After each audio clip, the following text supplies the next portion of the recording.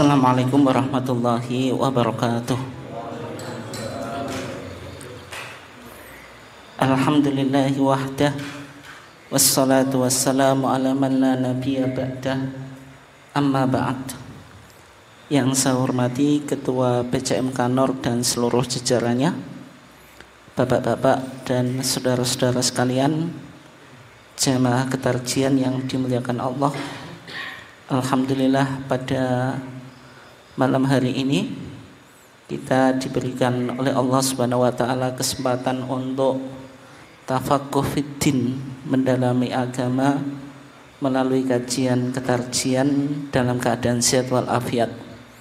Salawat dan salam semoga senantiasa terlimpahkan kepada junjungan kita Nabiullah Muhammad sallallahu alaihi wasallam, keluarganya, sahabatnya, dan seluruh orang yang mengikuti sunnahnya sampai hari kiamat.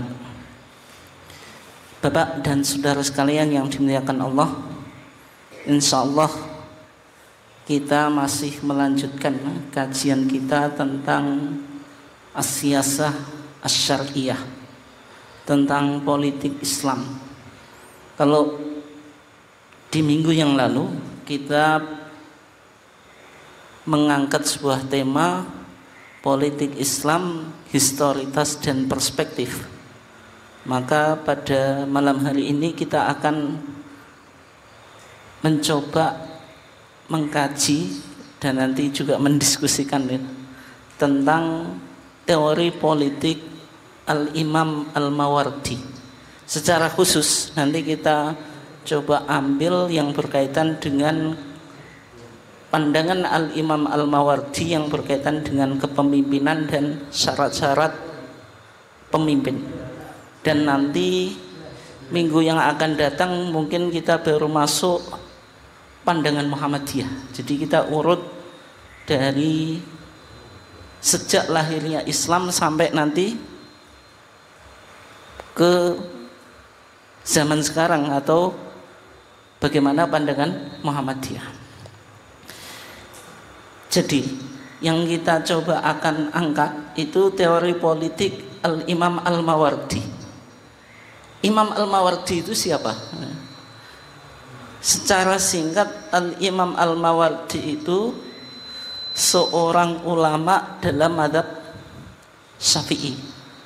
Beliau hidup di masa kekhilafan Abbasiyah. Beliau hidup di masa kekhilafan Abbasiyah. Beliau banyak mengarang kitab yang berbicara tentang ketatanegaraan atau politik.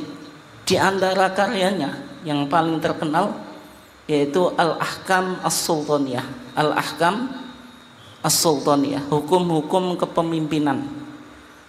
Buku ini salah satu dari sekian buku yang berkaitan dengan as-siyasah asy-syar'iyyah, yang berkaitan dengan politik Islam, yang sampai ini menjadi referensi yang penting atau primer, meskipun mungkin tidak begitu memasyarakatnya, karena memang ini kan berkaitan dengan ketatanegaraan, tapi sebenarnya penting untuk kita jadikan acuan.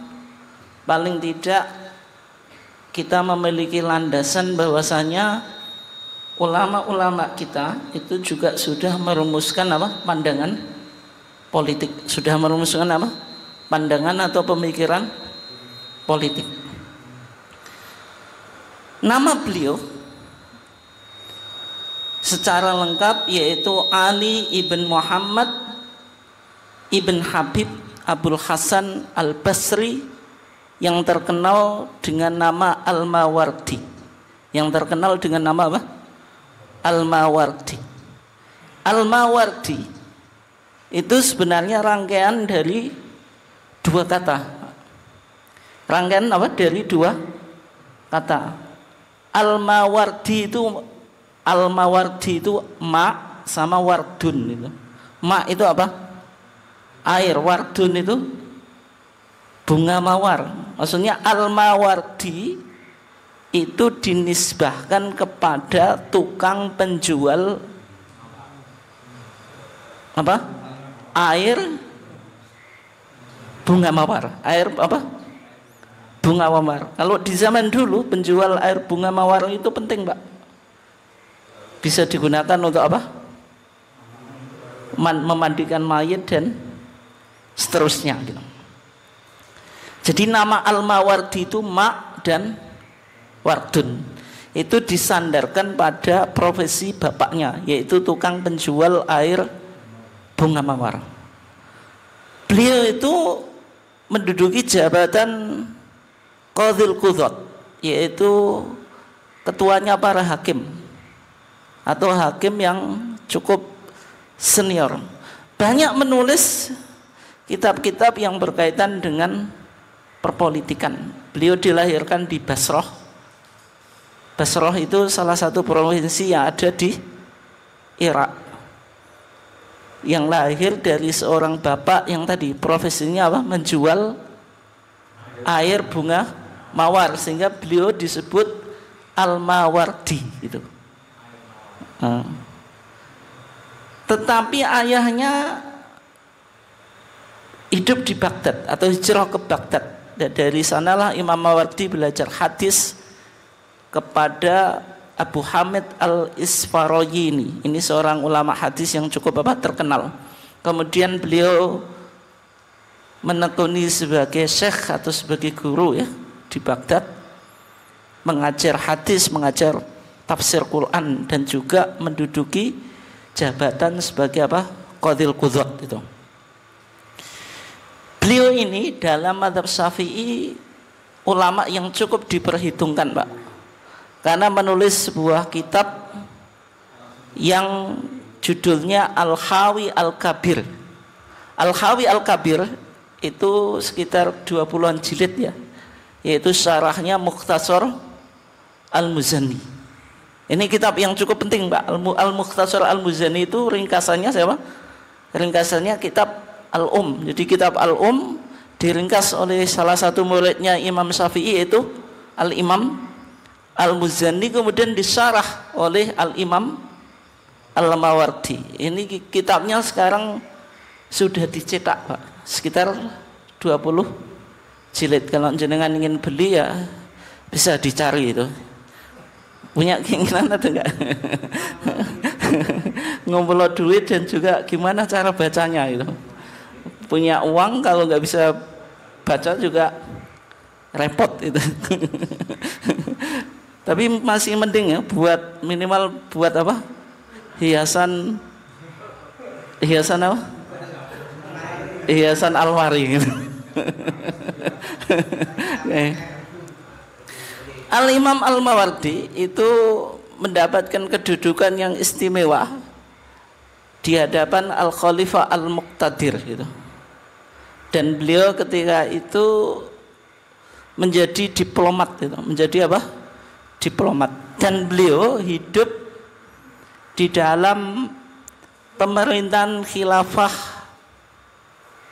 dua dari Khalifah Daulah Abbasiyah ya, yaitu Khalifah Al-Abbasi Al-Qadir Billah, kemudian anaknya yaitu Al-Qaim bi Amrillah. Ini dua khalifah pada dinasti Abbasiyah yang masa periodisasinya itu cukup panjang.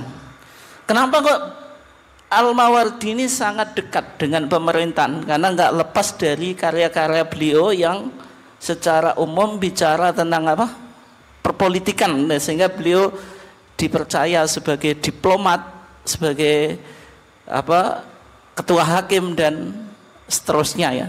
Jadi sosok Al-Mawardi itu memang sosok yang dekat dengan penguasa atau kekuasaan, Pak. Karena ulama kita sebagian anti penguasa, sebagian dekat dengan penguasa. Nah, sosok Al-Mawardi ini sosok yang dekat dengan penguasa, dan beliau hidup ketika itu Daulah Abbasiyah di masanya itu dalam keadaan yang cukup melemah. Tapi beliau di masa itu sempat menulis beberapa karya yang berkaitan dengan perpolitikan atau ketatanegaraannya. Di antaranya yang paling terkenal Al-Ahkam Sultaniyah. Kalau Al-Ahkam Sultaniyah itu masih dikaji Pak di Al-Azhar sebagai textbook, tapi di S2 ya, bukan di S1. Kemudian Qanunul Wizarah, tentang konun atau undang-undang kementerian itu. Kemudian Siyasatu A'lamin Nubuwah, perpolitikan ulama-ulama yang mewarisi nabi atau perpolitikan para nabi. Kemudian kitab Nasihatul Muluk ya, kitab yang berbicara tentang bagaimana kita memberikan koreksi terhadap penguasa. Kemudian Qawanin Al-Wizarah wa Siyasatul Mulki, undang-undang yang berkaitan dengan kementerian dan perpolitikan seorang pemimpin. Semuanya ini rata-rata bicara tentang apa? Politik atau tata negara. Sehingga karyanya yaitu Al-Ahkam Sultaniyah ini penting untuk kita coba kaji ya, meskipun enggak secara semuanya, karena sebagian isinya ada yang masih relevan dan sebagian sudah tidak relevan di zaman sekarang, karena ketatanegaraan atau perpolitikan itu kan berkembang dari masa ke masa. Tapi prinsip Islamnya tentu sama ya, nilai-nilai Islamnya atau Islamic value yang ada dalam kitab ini. Kalau kita baca, Bapak dan saudara sekalian yang dimuliakan Allah, kita sekilas-sekilas saja. Ini di muqaddimahnya atau pendahuluannya. Qala Asy-Syaikh Al-Imam Abu Hasan Al-Mawardi, amma ba'du fa inna Allah jallat qudratuhu nadzaba lil ummah sa'iman khalafa bihi nubuwah. Sesungguhnya Allah itu memilih untuk umat ini seorang pemimpin yang menggantikan posisi nabi. Berarti khalifah atau imam itu mengganti posisi nabi, menunjukkan pentingnya umat Islam memiliki seorang pemimpin. Bisa disebut khalifah sebagaimana masa khilafah Ar-Rasyidah atau Al-Khulafa Ar-Rasyidin. Bisa juga disebut imam, meskipun imam ini istilah yang populer di kalangan Syiah ya. Tapi sebenarnya imam itu kan maknanya secara umum ya pemimpin, meskipun Syiah punya terminologi tertentu. Kalau imam itu dianggap 12 imam dari keturunan Husain atau Ali gitu. Yang imam terakhir siapa? Al-Imam Al-Mahdi yang hilang di Sardab itu, atau di sebuah gua, nanti akan muncul di akhir zaman sebagai Imam Mahdi. Itu pandangannya Syiah ya gitu. Wa hata bihil millah, tadi fungsinya seorang pemimpin itu mewarisi nubuwah atau posisi nabi dan menjaga agama. Wa fawwada ilaihi as-siyasah, dan Allah menyerahkan kepada pemimpin atau zaim itu as-siyasah, yaitu cara mengatur keduniaan. Liyasdura at-tadbir an dinin masyru', supaya muncul at-tadbir, yaitu pengaturan, memanajemen an dinin masyru' sesuai dengan agama, atau intinya merealisasikan kesejahteraan. Pokoknya itu ya. Intinya pemimpin itu ketika dipilih itu tujuannya mewarisi tugas nabi, memproteksi agama, dan mengatur urusan keduniaan. Dan ini dipertegas beliau ketika beliau mengawali pembahasannya tentang bagaimana kita menetapkan seorang pemimpin. Dijelaskan fungsi dan tugas imamah. Ini yang sudah pernah kita sampaikan ya. Beliau menggunakan kata al-imamah, bukan al-khilafah. Maknanya sama. Mau imamah atau khilafah maknanya sama gitu. Al-imamatu mawdu'atun li khilafatin nubuwah. Kepemimpinan itu diletakkan untuk mengganti kenabian.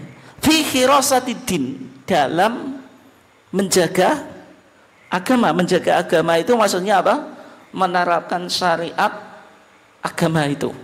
Itu tidak bisa dilakukan dengan adanya kebebasan kecuali ada apa? Kepemimpinan. Termasuk beberapa syariat kita itu kalau nggak ditopang negara kan nggak bisa dijalankan, Pak.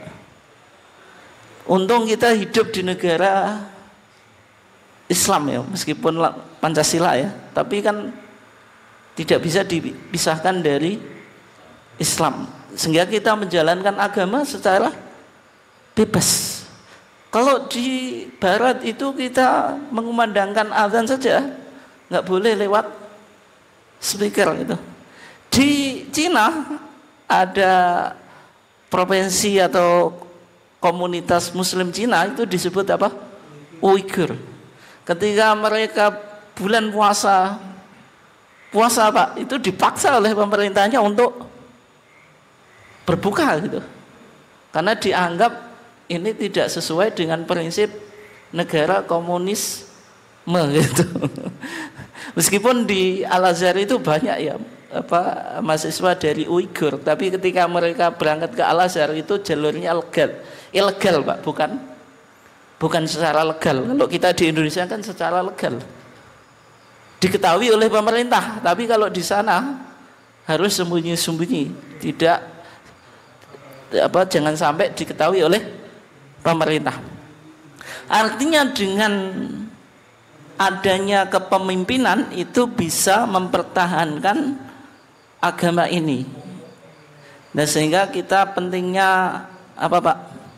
Berjuang untuk bagaimana nanti memimpin seorang pemimpin yang betul-betul pro terhadap kepentingan umat Islam di sini Pak. Karena tugas pemimpin apa?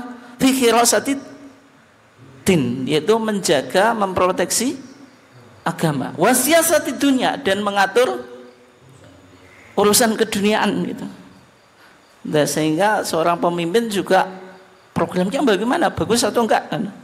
Minimal dengan apa? Kita mengikuti debat itu sudah 2 kali ya, itu kita sudah mulai bisa memetakan mana yang bagus, mana yang tidak itu. Oke. Nah, dari sini gitu. Dari sini di Monastarji Padang 2003 itu dirumuskan etika politik Muhammadiyah. Muhammadiyah merumuskan good governance. Good governance itu apa? Pemerintah yang baik, diantaranya ya bersih, tidak melakukan korupsi, pemimpinnya baik, dan pemerintahnya merealisasikan kesejahteraan dan seterusnya itu. Sebenarnya prinsip good government yang dirumuskan oleh Muhammadiyah itu mengambil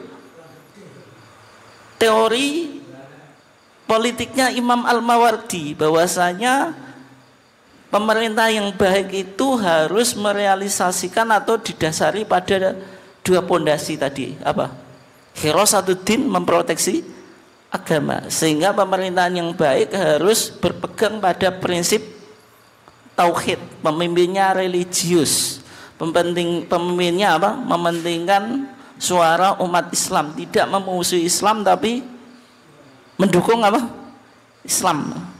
Kemudian yang kedua tadi, siasatu dunia, mengurusi dunia, yaitu merealisasikan keadilan, bahwasanya semua warga negara equality before the law, ada persamaan di depan hukum. Jangan sampai hukum itu diistilahkan Pak?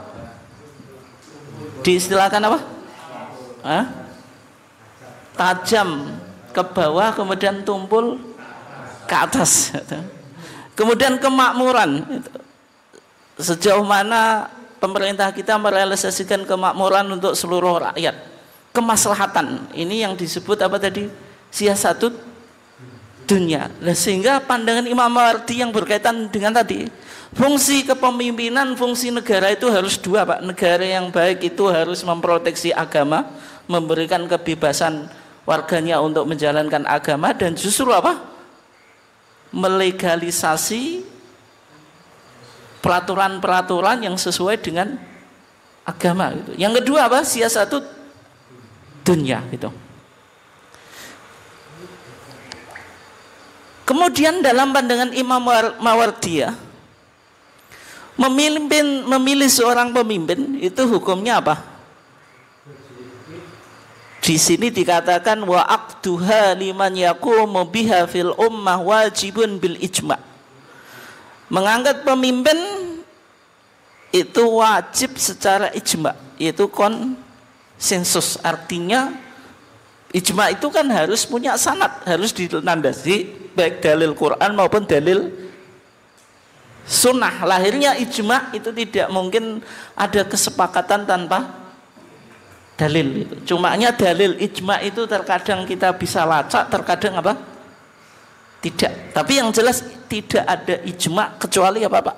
Berdasarkan dalil Quran atau dalil sunnah. Meskipun kadang kita tidak tahu ada ijma' dalilnya mana di antara dalil baik dalil Quran maupun dalil sunnah, tidak semuanya bisa dilacak. Tapi munculnya ijma' itu pasti landasannya apa? Dalil gitu. Oke ya. Nah, cumanya yang menjadi perdebatannya, meskipun ini perdebatan klasik, Pak. Tapi kalau kita baca kitab-kitab klasik itu selalu muncul ya. Halil khilafatu wajibatun bisyar'i ambil akli. Apakah kekhilafan itu wajibnya dengan syara atau dengan akal? Maksudnya kita memilih seorang khalifah atau pemimpin itu wajib berdasarkan akal, rasionalitas atau berdasarkan syara, Pak? Nah, itu ada dua kelompok yang berdebat kalau kita belajar akidah itu. Antara apa? Ahlussunnah wal Jamaah dan Mu'tazilah. Bagi Mu'tazilah, mengangkat seorang pemimpin itu wajib tapi berdasarkan akal, Pak. Makanya di sini dikatakan faqala ta'ifatun, maka sekelompok berpendapat yaitu Mu'tazilah ya. Wajibat bil akli, memilih seorang khalifah itu wajib berdasarkan akal. Lima fitibai al-uqala minat taslim li za'imin yamna'uhum minat tadhallumi wa yafsilu bainahum fi tanazzu'i wa takhasum. Kenapa? Karena berdasarkan akal yang sehat, Pak. Orang itu akan tunduk pada seorang apa? Pemimpin. Karena pemimpin ini bisa mencegah mereka untuk melakukan kedzaliman dan juga apa? Bisa menjadi pemisah ketika terjadi apa? Pertikaian. Itu secara dalil akal adanya pemimpin di situ, Pak, perannya. Ketika terjadi perselisihan, larinya kemana? Ke seorang pemimpin gitu. Walaula al-wulatu lakanu fawda muhmalin. Secara dalil akal kalau tidak ada pemimpin, maka yang terjadi apa, Pak? Kechaosan. Kenapa? Karena tidak ada yang dijadikan apa? Sandaran atau rujukan. Ketika terjadi perselisihan, kemudian apa? Permusuhan dan seterusnya, tidak ada yang dijadikan apa? Sandaran. Secara ini, Pak, ini berdasarkan apa? Dalil akal. Oke, berikutnya. Dalam pandangan Ahlussunnah wal Jamaah, Pak, dalam pandangan apa? Ahlussunnah wal Jamaah, memilih seorang pemimpin itu tidak berdasarkan akal, tapi berdasarkan apa? Syara. Kenapa? Karena persoalan memilih pemimpin itu berkaitan dengan keyakinan, Pak. Berkaitan dengan ibadah. Maka kalau kita anggap ini bagian dari ibadah, itu tidak bisa ditetapkan dengan apa? Dengan cukup akal.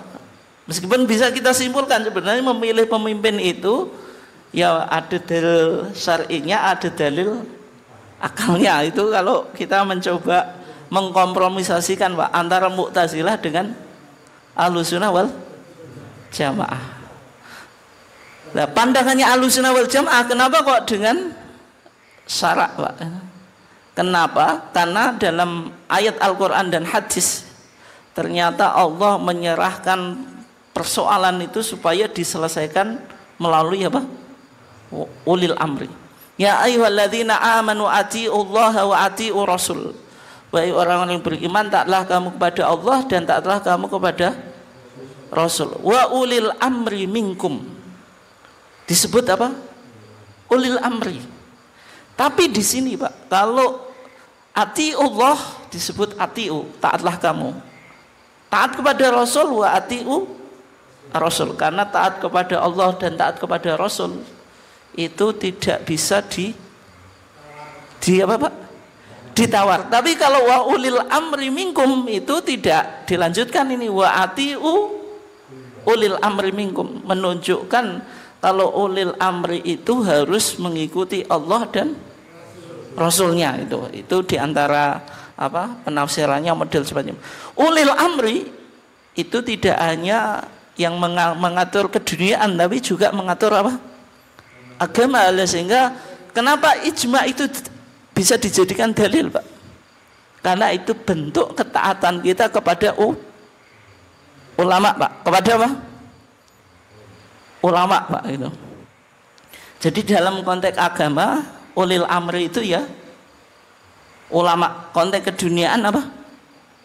Umaro. Ulil amri dalam konteks agama apa? Ulama. Kalau konteks keduniaan umaro itu ya. Oke. Kenapa Pak? Haidar Nasir. Itu agama atau dunia Pak? Wa faradu alaina ta'ata ulil amri fina wa hum al-a'immah al-muta'ammirun alaina. Ditafsiri di sini ya. Salah satu ulil amri itu maknanya apa? Para imam yang menjadi pemimpin. Dalam hadis Abu Hurairah dikatakan sayalikum ba'di wulatun. Kata Nabi, akan memimpin kamu setelahku beberapa ulil amri atau pemimpinnya. Fayalikumul baru bibirhi. Ada pemimpin yang baik memimpin dengan kebaikannya Pak. Wayalikumul fajiru bifujurihi. Pemimpin yang keji, pemimpin yang jahat memimpinnya apa Pak? Dengan kekejiannya. Fasma'u lahum wa atiu. Kata Nabi apa? Dengar dan ikutilah mereka. Fikul lima wafaqul haqqo. Di setiap yang sesuai dengan apa Pak? Kebenaran. Fa in ahsanu falakum walahum. Kalau mereka baik, kebaikannya untuk mereka dan untuk kamu sekalian. Wa in asau, kalau pemimpin kita jelek Pak, falakum wa alaihim. Kita tidak berdosa dan mereka yang berdosa Pak. Ini menunjukkan apa tadi? Pentingnya mengangkat seorang pemimpin. Terus ini penting berikutnya Pak. Kalau mengangkat seorang pemimpin itu hukumnya apa tadi? Wajib. Wajibnya dengan akal atau dengan syarak Pak? Dengan syarak Pak. Meskipun tadi loh, antara Ahlussunnah wal Jamaah dengan Mu'tazilah itu selalu apa Pak berdebat Pak. Ahlussunnah wal Jamaah dengan syarak, Mu'tazilah dengan akal. Makanya di akidah Jauharatul Tauhid Pak, ini yang sering dikaji di pesantren. Nah dengar ya, yang ditulis oleh Al-Imam Al-Laqani. Apa itu? Wa wajibun nasbu imamin adli bisyar'i fa'lam la bihukmil aqli. Wa wajibun wajib nasbu imamin adli, mengangkat imam yang adil. Bisyar'i, dengan dalil apa? Syar'i, karena pengarangnya Ahlussunnah wal Jamaah. Fa'lam, ketahuilah kamu, la bihukmil aqli, tidak dengan hukum akal. Maksudnya mengkonter pandangannya Mu'tazilah yang bilang memilih pemimpin itu dalilnya akal. Meskipun kita bisa lakukan kompromisasi Pak, memilih seorang pemimpin itu ya dalilnya dua gitu, ya syarak ya akal. Itu kompromisasi Pak. Tapi kalau jenengan tanya mana yang lebih dahuluan, kalau Ahlussunnah wal Jamaah ya syarak gitu. Al-jamu wa taufiq. Oke. Kalau memilih pemimpin itu wajib secara syar'i ya. Terus siapa yang berkewajiban memilih pemimpin, Pak? Apakah setiap rakyat atau hanya kelompok tertentu, Pak? Setiap rakyat ya. Setiap rakyat ikut pemilu.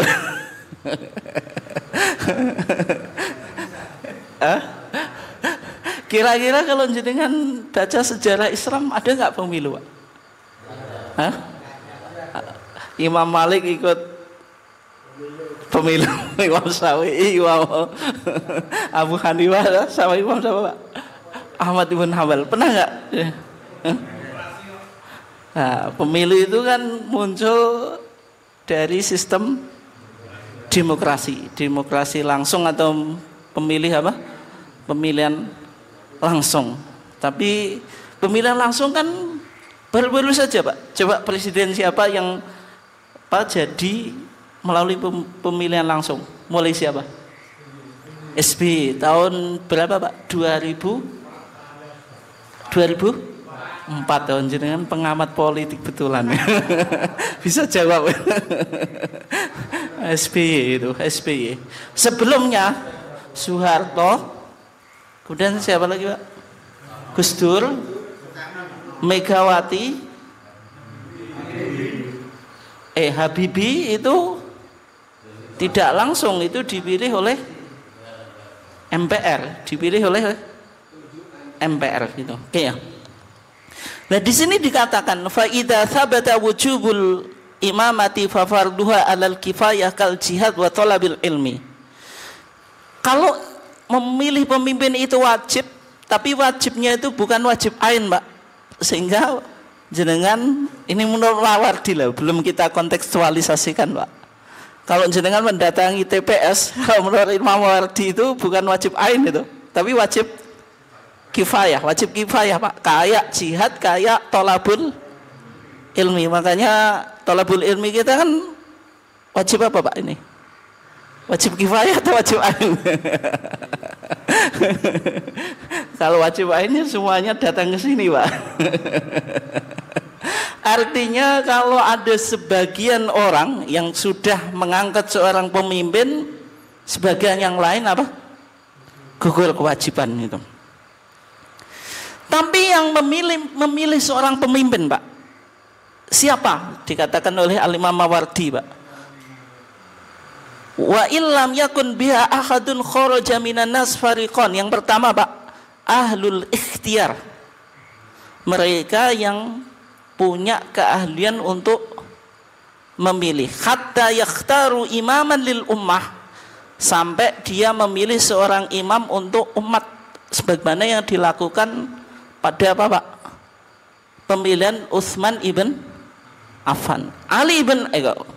Umar ibn Khattab ketika ditombak oleh siapa? Abu Lu'lu'ah Al-Majusi, Pak. Memilih 6 sahabat untuk melakukan apa? Musyawarah. Siapa? Utsman ibn Affan. Yang kedua, Ali ibn Abi Thalib. Yang ketiga, siapa, Pak? Abdurrahman ibn Auf. Yang keempat, Sa'ad ibn Abi Waqqas. Yang kelima, Zubair ibn Awam. Yang keenam, Tolhah ibn siapa, Pak? Ubaidillah. 6 sahabat ini yang termasuk al-asyrah al-mubasysyarina bil jannah, Pak. Atau al-mubasysyaruna bil jannah. 10 orang yang dinyatakan Nabi akan masuk apa? Surga. Itu disuruh apa? Berunding. Ini berarti kan majlis syura. Konteks sekarang ahlul ikhtiyar itu apa? Majlis syura. Majlis syura itu apa, Pak, di Indonesia namanya? DPR. Kemudian kalau MPR kan DPR tambah apa, Pak? DPD kan itu. Ini kalau di bahasa Arab, di negara Arab itu namanya majlis syura, ada yang bilang majlis nuwab, Pak. Kalau di negara Arab gitu ya nyebutnya. Kalau kita ya DPR, MPR itu ya. Itu ahlul ikhtiar. Lah sebagaimana yang dilakukan oleh Tadi Pak, presiden kita sebelum ada amandemen itu Pak, bahwasanya pemerintahan dari rakyat, kemudian otoritas untuk memilihnya diserahkan apa, lembaga tertinggi negara, yaitu MPR. Setelah itu kan di amandemen muncullah apa, pemilu secara langsung. Berarti sebelum SBY itu ya menggunakan ahlul ikhtiar. Itu sebenarnya kontekstualisasi dari pandangannya Imam Al-Mawardi. Maksudnya bisa kita baca dalam sebagaimana pandangannya Imam Al-Mawardi. Yang kedua Pak, yang berkewajiban itu ahlul imamah hatta yantasiba ahaduhum lil imam. Ia yang memiliki kepemimpinan Pak, sampai dia seseorang di antara mereka menetapkan kepemimpinan untuk berikutnya Pak. Ini biasanya dilakukan oleh seorang raja Pak. Ada waliul ahdi. Waliul ahdi itu apa? Calon pewaris kerajaan atau kekuasaan Pak. Tapi model semacam ini ya ada yang mengkritik, ada yang tidak Pak. Mungkin kalau di Saudi secara psikologis kan mereka memang apa, negaranya kerajaan atau monarki kan itu. Itu pemimpin sebelumnya memilih pemimpin apa berikutnya, dianggap kayak yang dilakukan oleh siapa, Abu Bakar ketika memilih Umar ibn Khattab. Tapi sistem pemilihan pemimpin semacam ini Pak, dalam konteks negara demokrasi itu bagus atau enggak? Tidak bagus. Karena demokrasi itu kan apa Pak, kekuasaan di tangan rakyat. Demokrasi, demos dan apa, kratos. Demos itu people, rakyat. Kratos itu rules atau apa, power, yaitu kekuasaan di tangan rakyat. Abraham Lincoln ketika dia dulu ya presiden Amerika bilang kalau demokrasi itu apa Pak, the power of people, kekuasaan rakyat, by people for the people, oleh rakyat dan untuk rakyat. Itu penafsirannya Abraham apa? Lincoln gitu. Lincoln gitu. Itu presiden Amerika. Nah, sehingga kan ini kan butuh ijtihad. Kalau dalam pandangan Imam Al-Mawardi Pak, berarti kalau jenengan memilih pemimpin secara langsung itu enggak ada dasarnya itu. Itu negara apa? Demokrasi. Kata Imam Al-Mawardi apa? Yang memilih pemimpin siapa? Ahlul ikhtiar, berarti MPR atau DPR. Ahlul imamah yaitu raja atau presiden sebelumnya menunjuk berikutnya. Rakyat tidak ada Pak. Ya. Tapi ini sistem pemerintahan itu kan berkembang Pak, berkembang. Nanti yang berkaitan dengan ijtihad, kenapa misalnya banyak tokoh kita diantaranya Pak Din Syamsuddin, kenapa kok Muhammadiyah tidak mengusung khilafah Pak? Ya memang yang pertama secara real khilafah sudah runtuh ya, dan kita tidak mungkin merubah negara kita. Yang kedua, sistem demokrasi itu bukan Islam, tapi di antara sistem yang lain itu yang paling mendekati Islam Pak. Meskipun kadang-kadang kita bicara demokrasi juga repot Pak. Ini Barat nyekoi demokrasi ke negara Islam, sedangkan negara Eropa atau negara Barat belum tentu melakukan demokrasi. Kan kadang kita bingung juga. Oke ya. Tapi yang jelas dalam pandangan Imam Al-Mawardi memang pemimpin itu diserahkan kepada apa tadi? Ahlul ikhtiar atau ahlul imamah, sehingga fardunya fardu kifayah bukan fardu ain. Meskipun pandangan ini mungkin tidak relevan dalam konteks apa Pak? Demokrasi yang memilih pemimpinnya secara apa? Langsung, atau pemilu apa? Langsung. Oke, berikutnya Pak. Syarat memilih ini untuk ahlul ikhtiar. Ini penting Pak. Kita jadikan kriteria untuk memilih caleg kita. Yang pertama al-adalah al-jami'ah lisyurutiha. Adil itu punya integritas Pak, punya integritas moral yang baik berarti apa? Ya dia religius. Caleg kita religius atau enggak, Pak? Ini masih relevan, Pak. Berarti kalau memilih caleg yang punya integritas berarti religius, menjalankan agama, bukan orang yang apa, Pak? Yang ngasih duit. Ini maksudnya mendidik jenengan loh, karena jenengan ini kan ahlul ikhtiar, Pak. Jenengan karena kita sekarang ikut memilih harus memenuhi syarat ini, Pak. Harus memilih, jenengan yang pilih DPR itu yang apa kriterianya? Harus al-adalah al-jami'ah lisyurutiyah. Dia yang religius, meskipun yang punya uang, yang punya apa, Pak, yang religius kadang uangnya nah, itu jadi masalah. Jadi adalah itu apa ya, Islam, akil balik, kemudian apa, akil balik, kemudian kalau dulu huriyah, bukan budak, kalau sekarang sudah tidak kontekstual ya. Ya, artinya tadi loh, punya moral yang baik, menjalankan agama secara baik. Kemudian wasani al ilmu alladhi yutawassal bihi ila ma'rifati man yastahiqu al imamah ala syurut al mu'tabara fiha. Ini punya ilmu yang bisa menentukan kriteria pemimpin berikutnya. Misalnya seorang DPR, dia harus cerdas bagaimana nanti merumuskan undang-undang ini, Pak. Ini kalau konteks sekarang semacam itu. Yang berikutnya ar-ra'yu wal hikmah al-mu'addiyani ila ikhtiyari man huwa lil imamah aslah bitadbiril masalih aqwamu wa a'raf. Punya pandangan dan punya visi, Pak. Kalau pemimpin yang dia pilih itu yang terbaik. Makanya sekarang konteks sekarang 3 paslon ini kira-kira yang terbaik siapa kan gitu. Pasti punya pandangan yang beda-beda karena punya kelebihan di sini, punya kelebihan di sini. Nah, tapi yang jenengan harus pilih mana yang lebih baik, memilih yang lebih apa? Baik gitu.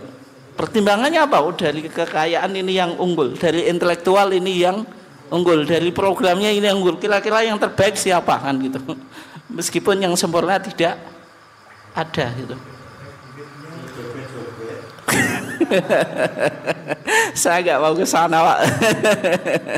Ya, syarat pemimpin, Pak. Syarat pemimpin ini yang pertama al-adalah. Al-adalah tapi punya integritas moral. Al-ilmu al-muaddi ilal ijtihad fi nawazil wal ahkam. Punya kemampuan untuk menyelesaikan apa? Permasalahan. Dan ternyata debat capres kemarin, Pak, banyak kasus ya. Itu dilaporkan kemudian ditinggal gitu. Ya kan? Jangan ikuti debat pertama, Pak, itu. Banyak kasus dilaporkan sudah tapi ditinggal oleh negara. Makanya salah satu paslonnya saya nggak mau nyebut, Pak. Itu bilang kalau ada kasus itu diselesaikan bukan ditinggalkan gitu. Salamatul hawas. Apa, Pak? Panca inderanya apa? Baik pendengaran, apa, Pak? Penglihatan, perasa, dan seterusnya, Pak. Itu. Salamatul a'dha. Tubuhnya juga tidak ada yang cacat. Misalnya pemimpin difabel itu boleh atau enggak, Pak? Itu. Kalau menurut Imam Mawardi enggak boleh ya. Syekh siapa? Ya, termasuk itu dulu kan dibahas, Pak. Dia kan tidak salamatul hawas, yaitu apa? Panca indera penglihatannya bermasalah. Kalau menurut kriteria Al-Mawardi tidak boleh gitu. Salamatul a'dha, ya difabel boleh atau enggak kan itu. Soalnya difabel itu butuh bantuan orang lain. Pemimpin itu harus sempurna tadi secara apa? Fisik ya. Ra'yu al-mufdi ila siyasati ra'iyah wa tadbiril masalih. Punya pemikiran bagaimana mengurusi rakyat dan apa, Pak? Mengurus kemaslahatan. Ini melalui program-programnya, Pak. Kalau konteks sekarang ya.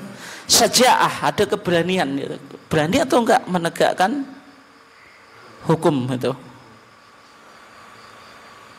Kemudian nasab. Nah, nasab ini yang sudah tidak relevan dalam konteks sekarang. Kalau kalau dulu di kitab klasik itu ya pemimpin itu harus dari suku Quraisy, al-a'immatu min Quraisyin. Meskipun hadisnya ini sahih, Pak, tapi hadis ini bisa mengalami apa, Pak, perubahan penafsiran. Memang relevan pada saat itu, tapi zaman sekarang belum tentu relevan. Sebagaimana ijtihad Muhammadiyah dulu pemimpin wanita tidak boleh, tapi sekarang boleh gitu. Itu beberapa syarat seorang apa?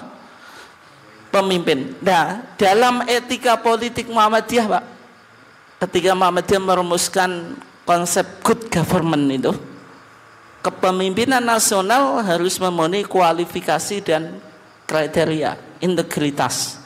Tadi sama dengan pandangan apa? Mawardi, kapasitas, keilmuan, populis, merakyat, bukan apa, Pak? Bukan hanya pencitraan, Pak. Populis itu artinya betul-betul merakyat, Pak, tapi bukan hanya penceritaan, pencintraan.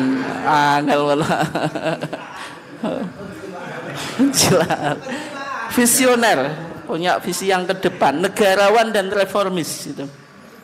Kemudian punya relasi secara internasional, ini yang sudah dikontekstualisasikan ya. Tapi apa? Syarat pemimpin yang disampaikan oleh Imam Mawardi itu kan memang relevan pada zamannya, dan beberapa syarat ya masih relevan, Pak. Kalau rumusan kepemimpinan nasional Muhammadiyah ini kan melihat beberapa apa yang lebih relevan dalam konteks sekarang, tapi bukan berarti bertentangan dengan pandangan Imam Mawardi, tidak ya. Okay. Nah, kemudian ini berikutnya, cara memilih pemimpin. Tadi yang punya apa? Kewajiban menentukan pemimpin siapa, Pak? Kok rakyat? Ketika dengar gitu. Nggak menurut Imam Mawardi, menurut Imam Mawardi. Ahlul ikhtiar. Ahlul apa?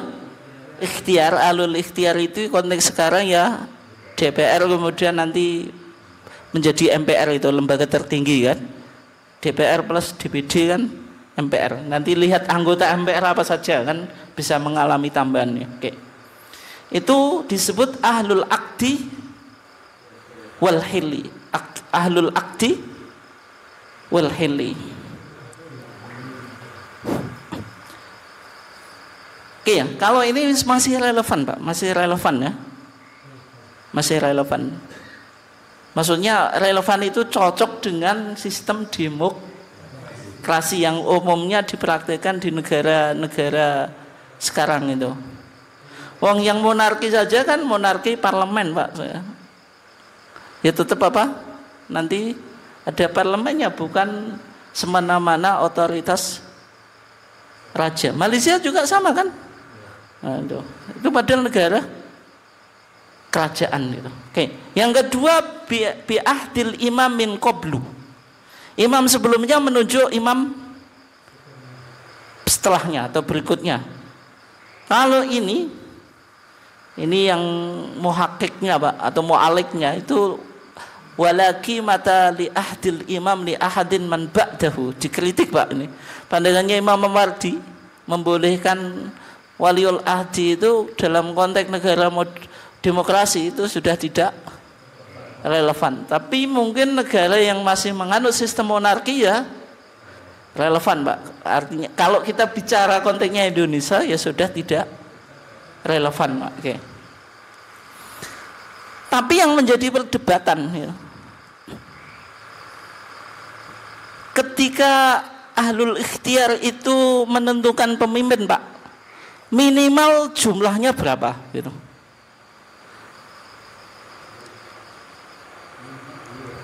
Minimal berapa, Pak? Minimal 2. Pandangan yang pertama, Pak, ahlul akdi wal hili atau majelis syuro atau DPR itu minimal ada perwakilan dari setiap daerah, Pak. La tan'aqidu illa bi jumhuri ahli al-aqdi wal hilli min kulli baladin liyakuna aridhu bihi aman wa taslim li imamatihi ijma'an. Kalau DPR kita kan dari setiap daerah, Pak, ya. Pak, ada bahkan ada apa, Pak? Ya. Ini yang pertama, Pak. Tapi pandangan ini kan menganalisa sejarah Islam, Pak. Kalau jenengan syaratkan setiap daerah itu ada jagonya, ada DPR-nya.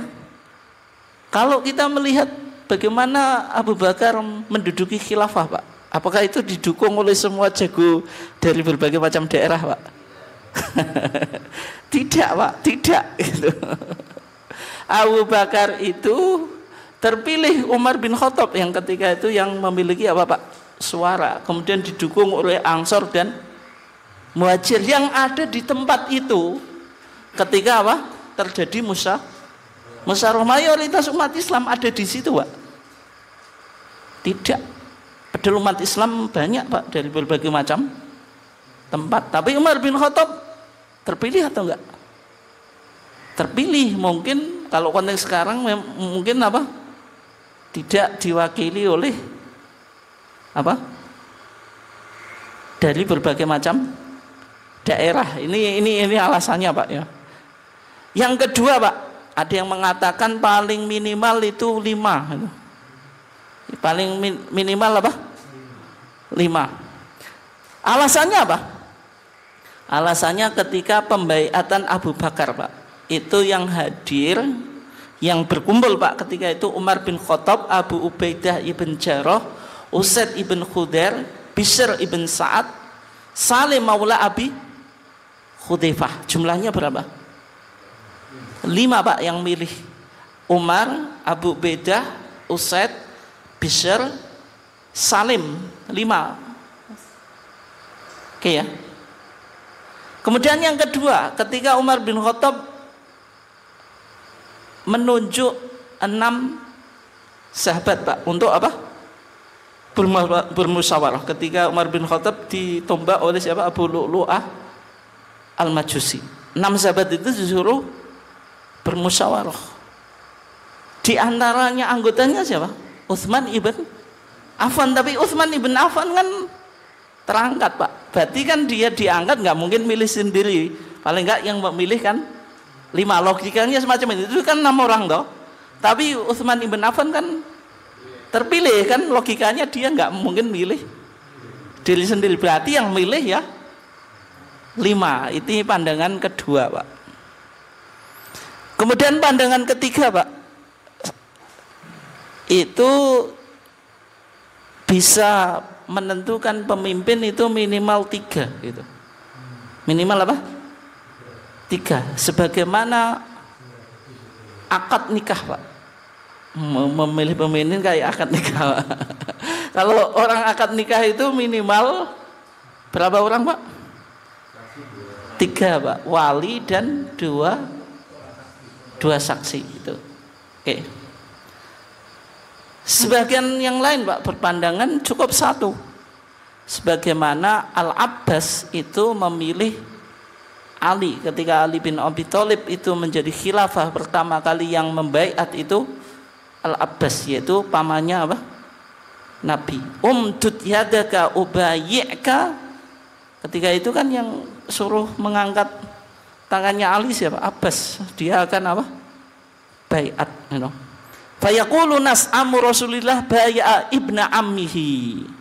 Ketika itu orang-orang pada sorak, Pak, bagaimana pamannya Rasulullah membaiat anak pamannya. Berarti anak pamannya berarti apa, Pak? Keponakan itu, dibaiat, Pak. Tapi ketika itu kan semuanya sepakat gitu. Akhirnya apa? Jadi kekhilafan Ali bin Abi Thalib. Semua pandangan ini sebenarnya, Pak, menganalisa bagaimana terpilihnya Al-Khulafa Ar-Rasyidin. Caranya beda-beda. Abu Bakar As-Siddiq itu yang melakukan siapa? Umar bin Khattab, kemudian disepakati oleh Al-Ansor dan Muhajirin. Umar itu ditunjuk oleh Abu Bakar, waliul ahdi itu di sini, Pak. Kemudian Utsman itu Umar memilih Ahlus Syura yang jumlahnya 6, Pak. 6 dengan Utsman sendiri. Kemudian Ali tadi, Pak, yang pertama kali membaiat Al-Abbas, kemudian diikuti oleh yang lain. Ini dalam sejarah, Pak, tapi perpolitikan itu kan selalu berkembang. Makanya kalau kita dulu bicara ats-tsawabit wal mutaghayyirat, Pak, perpolitikan itu berkembang sesuai zaman atau enggak? Iya. Kalau sekarang tuntutannya DPR itu cukup yang di Jakarta saja atau tiap daerah ada DPR-nya? Kenapa? Mau DPR banyak saja, apa Pak, konstituennya nggak diurus kadang-kadang gitu. Apalagi yang hanya ada yang di pusat kan. Ini kan artinya berkembang gitu. Berkembang meskipun di zaman Nabi semacam itu, di zaman di pemilihan khalifah setelah Nabi gitu. Oke. Yang berikutnya ini yang terakhir, Pak.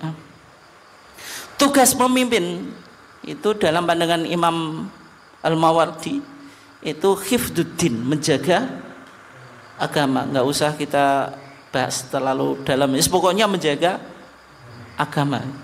Artinya agama ini harus dijaga oleh seorang pemimpin. Nah, kalau pemimpin kita menjaga agama saja nggak mau, Pak, itu ya jadi masalah. Berarti kita salah milih.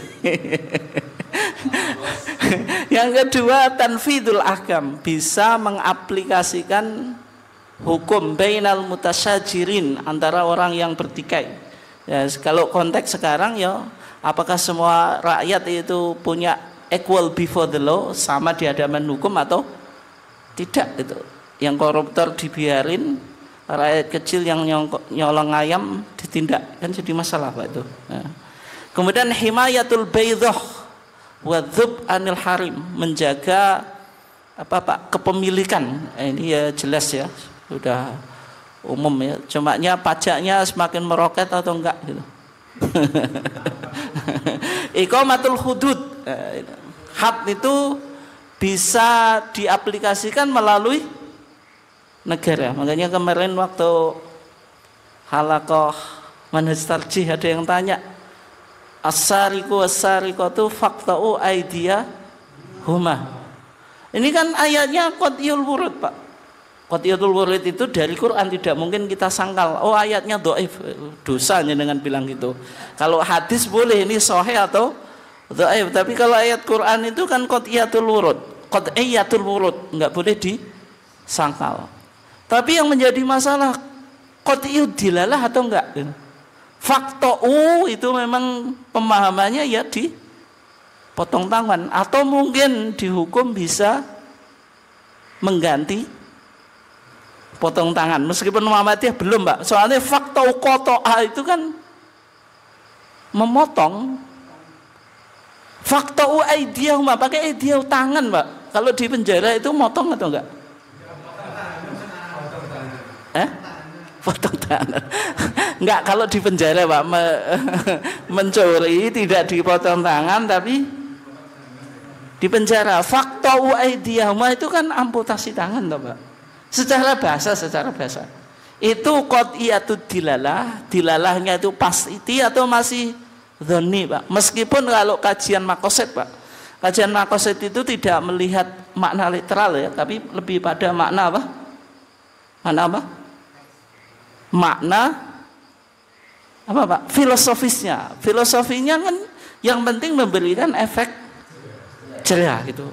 Kalau kajian maqasidnya fakta aidiyahuma itu tidak harus amputasi tangan. Dihukum ketika memberikan efek jerah, berarti sama dengan kita mengaplikasikan ayat tersebut. Terlepas dari itu, Pak, kayak misalnya waris kan juga semacam itu, Pak. Waris itu ketika Al-Quran bilang lidzakari mithlu hadil unthayain, apakah hanya relevan pada zaman itu ketika laki-laki yang bekerja? Sekarang banyak wanita bekerja, kadang-kadang suami juga penghasilannya kalah dengan istri. Terus kadang-kadang istri juga menafkahi suami, Pak ya. Ada Pak, tapi itu mungkin nggak banyak ya. Dan lalu bagaimana tentang warisannya? Apakah masih 1:2? Karena ayatnya itu mithlu hadil unthayain, 1:2 itu qat'iyatut dilalahnya qat'i gitu. Sehingga Muhammadiyah sampai sekarang belum mengkaji, meskipun dulu Menteri Agama siapa? Munawir Sadali ya. Itu mencoba mengkaji ulang hukum waris karena dengan fakta banyak wanita yang bekerja atau wanita karir. Melihat makosidnya, tujuannya itu kan 1:2 itu kan relevan zaman dulu. Kalau zaman sekarang sudah tidak relevan. Masalahnya itu kan qat'iyut dilalah. 1:2 mithlu hadil unthayan itu ya 1:2, tidak bisa ditafsir dengan yang lain. Fakta wa aydiyahuma ya potong tangan. Nah, sehingga Muhammadiyah belum menjawab persoalan ini. Tapi Pak, terlepas dari itu, yang berkewajiban menerapkan had itu Pak, itu negara atau pribadi? Negara. Muhammadiyah tidak punya otoritas itu. Ya bukan nggak berani Pak, bukan otoritasnya, bukan domainnya kan gitu. Terlepas dari itu Pak ya. Nah sehingga kadang-kadang kita terlalu Pak? Terlalu keras di situ ya. Menganggap kalau potong tangan belum diaplikasikan, Islam kita belum sempurna, kan jadi masalah Pak kalau itu.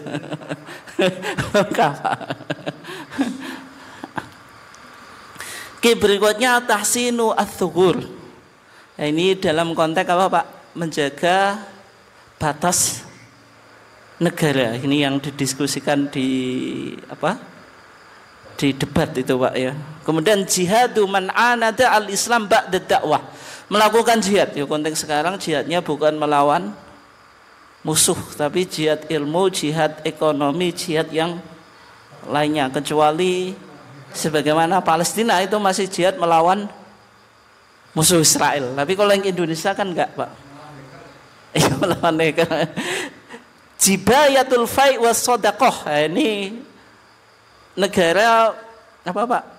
Boleh mengambil zakat, boleh mengambil pajak, tapi sejauh mana ini digunakan untuk kemakmuran atau tidak kan? Sudah pajak diambil dari rakyat, dikorupsi kan jadi masalah juga itu kan. Takdirul atoya wa mayastahiqu fi baitil mal itu. Punya baitul mal. Lah APBN kita itu untuk apa? Termasuk alokasi untuk pendidikan dan seterusnya itu sudah sesuai atau tidak kan itu. Kalau gini-gini masih bisa dikontekstualisasikan ya pandangan Al-Imam Mawardi. Mungkin sekian, silahkan kalau ada yang ingin ditanggapi atau ditanya. Nggih, monggo Pak. Nggih. Kalau sistem kerajaan itu bagaimana Pak? Kan nggak terpakai itu semua. Seperti Saudi. Ya. Setiap negara kan lahir punya historitas yang berbeda, Pak. Ada negara yang kerajaan, ada yang tidak, dan sejauh mana kekuatan kerajaan tersebut. Di Indonesia itu kan sebenarnya juga dulu kerajaan tuh, tapi kan kerajaannya mengalami keruntuhan Pak. Nggak dari Majapahit, kemudian dari Sriwijaya, Majapahit, tapi itu masih Indo-Buddha ya, kemudian Mataram, tapi kan tidak bisa menyatukan Pak. Sekarang Jogja, kemudian Solo itu kan masih kerajaan, tapi kan bergabung di NKRI. Kemudian di Kalimantan juga kerajaan juga Pak. Tapi ada beberapa, misalnya Saudi itu kan memang dua kekuatan antara siapa, Ibnu Saud dengan Muhammad bin Abdul Wahab, sehingga kokoh kerajaannya. Inggris juga semacam itu kan. Inggris itu kan monarki toh Pak, tapi mengajak yang lainnya berdemokrasi, meskipun juga monarki parlemen Pak, monarki parlemen. Yang tidak itu kan mungkin Amerika, tapi apa, di Barat itu masih mayoritas apa, monarki Pak, kerajaannya. Nah sehingga kalau pandangannya Imam Mawardi itu tidak begitu berbicara tentang sah atau tidak monarki itu. Dalam pandangannya tadi justru sah Pak itu. Yang tadi apa dikatakan memilih pemimpin itu ahlul imamah. Kemudian tadi kepemimpinan itu bisa terrealisasi dengan apa Pak? Bi'ahdil imamim qablu. Imam yang sebelumnya menunjuk ini yang akan mewarisi tahta saya, itu yang disebut waliul ahdi itu. Kenapa kalau Imam Mawardi punya pandangan semacam ini Pak? Ya memang tidak disalahkan. Memang waktu itu realitasnya kan semacam itu, dan pemikiran politik itu dari satu tempat ke tempat beda Pak. Mungkin kita sekarang kan berpikir demokrasi, memang kita hidup di negara demokrasi, masalahnya kan itu. Nah, Al-Imam Al-Mawardi karena dia hidup di masa daulah Abbasiyah yang secara umum kan sistemnya apa Pak? Monarki tadi diwariskan khalifah sebelumnya menunjuk berikutnya kan gitu. Daulah Amawiyah, daulah Abbasiyah kan gitu. Dan juga ketika itu daulah itu kan mulai melemah Pak. Dan Imam Mawardi ini kan dekat dengan penguasa. Memang kalau dicari dalilnya kan memang ada kemiripan dengan bagaimana terpilihnya siapa tadi? Umar ibn Khattab. Umar ibn Khattab itu kan ditunjuk oleh Abu Bakar. Cumanya kalau monarki itu yang menjadi masalah karena berdasarkan nasab itu Pak. Kalau Umar bin Khattab Abu Bakar menunjuk Umar bin Khattab itu hubungan nasab atau enggak? Tidak. Meskipun ini loh, Imam Mawardi itu kan bilang bi'ahdil imam min qablu. Imam yang dulu menunjuk imam berikutnya, ini kan tidak harus ada hubungannya nasab. Ketika tidak ada hubungannya nasab kan yang penting dia punya kemampuan, kapabilitas yang bagus. Tapi kalau waliul ahdi melihat dari sisi keturunan, ya kalau memenuhi kualifikasi, kalau tidak kan itu ya. Ya kalau kita melihat pandangannya Imam Mawardi Pak, memang monarki itu ya masih punya landasan ya, meskipun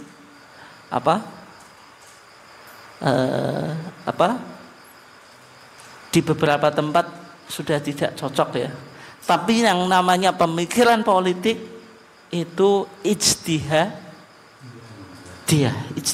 Pak. Dan sejarah Islam Pak itu lebih memproteksi darah daripada merebut kekuasaan. Ahlussunnah wal Jamaah itu kan pemikiran politiknya kan mengedepankan jangan sampai terjadi pertumbuhan darah hanya sekedar apa? Merebut kekuasaan. Bahkan Pak, kalau kita kemarin kaji ya, sebenarnya di kitab yang lain, ini kitab Abad Pertengahan Pak, menjelaskan kalau ada pemimpin merebut kekuasaan pemimpin yang lain itu wajib ditaati. Konteks sekarang apa Pak? Kudeta. Tapi kudeta itu melanggar HAM loh. Melanggar.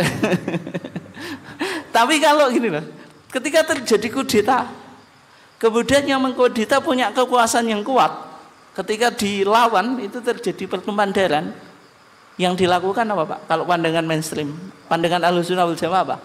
Ya sudah dibiarkan.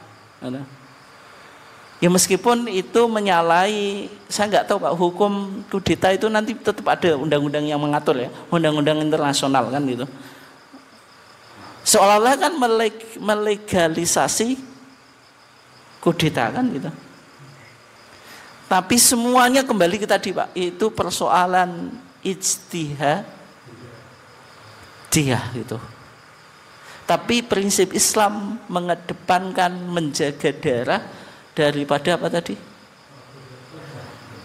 Ini pemimpinnya sah atau tidak? Kalau punya kekuasaan yang kuat, ya nanti korbannya berapa kan pertimbangan kemaslahatan. Makanya Nabi bilang apa tadi? Nabi kan sudah memprediksi. Ini sebelum kita tutup ya. Tadi apa? Akan muncul pemimpin yang fajir dengan kefajirannya. Maka suruh apa?